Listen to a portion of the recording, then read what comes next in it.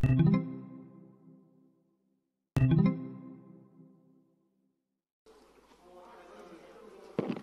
obrigado, Sr. Presidente. Sr. Presidente, senhoras e senhores deputados.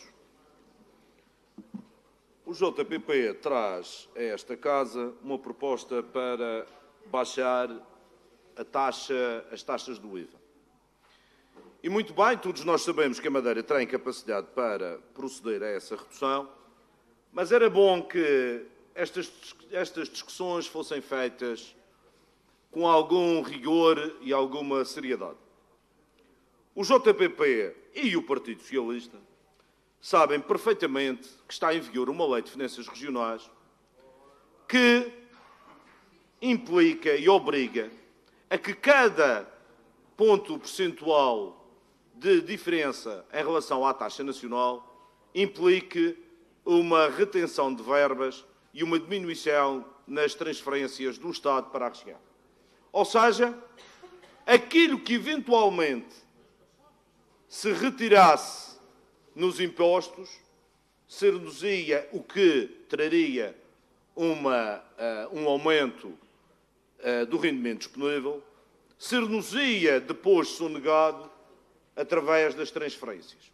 E como as receitas públicas são as receitas de todos nós cidadãos, não do Governo, as receitas públicas, quer os impostos, quer as transferências, são receitas das pessoas, não são receitas do Governo, são receitas das pessoas. E, portanto, aquilo que seria dado com uma mão seria retirado com a outra.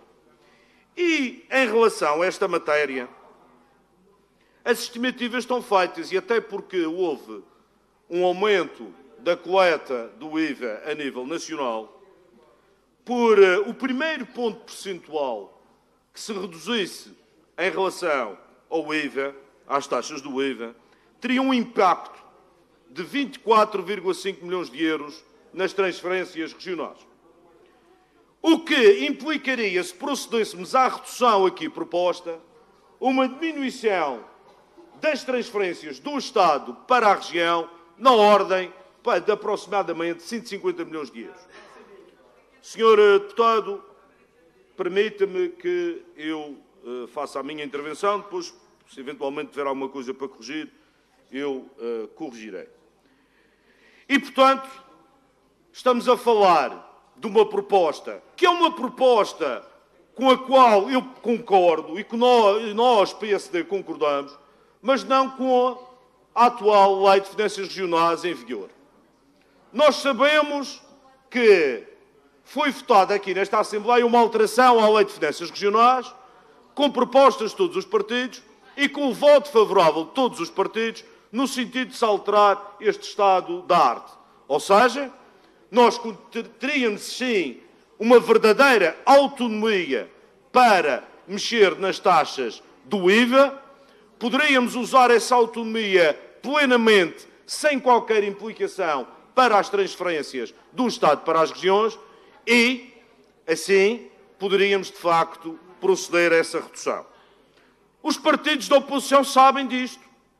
Os partidos da oposição sabem perfeitamente que não se pode proceder a estas alterações sem que haja consequências imediatas e diretas sobre as receitas regionais. Sabem, mas fingem que não sabem.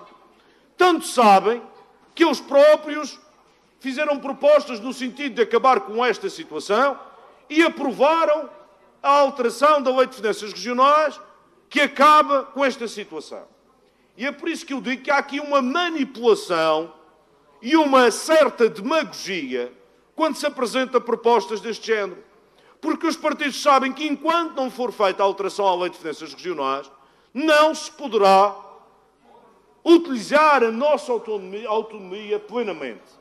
O Sr. Deputado Ricardo Lume diz que pode, mas o Sr. Deputado tem que dizer, e os partidos que propõem isto têm que dizer que há uma consequência direta e imediata de redução das receitas da região autónoma da Madeira.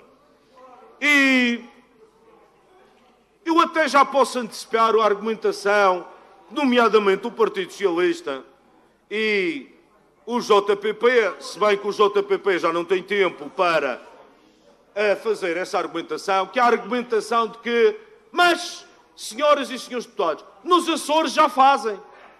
Nos Açores já fazem. Mas aqui, é a mesma lei, é verdade, já fazem. Mas aqui, senhoras e senhores deputados, também temos que ser rigorosos. Também temos de combater a nossa vertigem pela demagogia e dizer à população madeirense, que a região autónoma dos Açores, nos últimos 12 anos, receberam, em média, mais de 125 milhões de euros do que a Madeira. E, portanto, ó senhora deputada, porquê?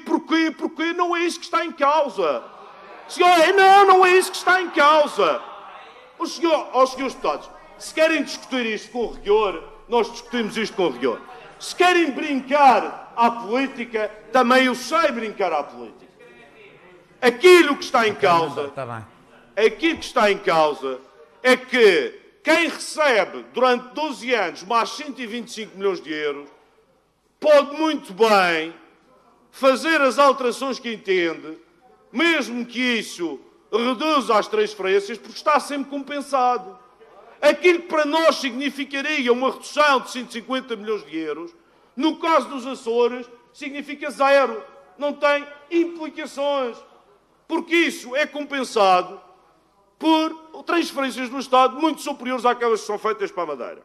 Mas ainda assim, senhoras e senhores deputados, era bom também, em defesa do rigor e contra a demagogia, dizer que os Açores, ainda com esta situação, ainda com essa suposta melhoria das condições de vida, está muito pior que a Madeira. E aquilo que eu estou a afirmar é baseado naquilo que é o relatório do Conselho de Finanças Públicas sobre a situação da evolução das finanças das regiões autónomas entre 2011 e 2020. E eu vou pedir à mesa que distribua este relatório por todas as bancadas e à comunicação social para que se veja o que é uma opinião independente. E, em resultado, passo a ler alguns excertos. Os desenvolvimentos orçamentais díspares entre as duas regiões autónomas conduziram a uma eliminação do desequilíbrio orçamental da administração regional entre 2011 e 2019. Ou seja, aquilo que eram os desequilíbrios sistemáticos e estruturais das administrações regionais deixaram de existir neste período.